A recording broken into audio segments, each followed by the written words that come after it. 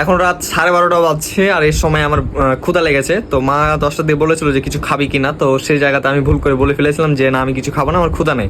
তো এখন অনেক ক্ষুধা আছে, আমি খাবো। তো খাবো খাবো করে তো ফ্রিজের সন্ধান পেলাম যে ফ্রিজে হয়তো কিছু থাকবে।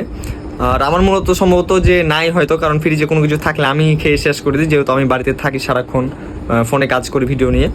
তো তারপর দেখি, মনের একটা চুলকানি থাকে যে না থাকবে হয়তো কিছু, তো দেখি কি আছে। এই হলো আমার রাতের শেষ সম্বল।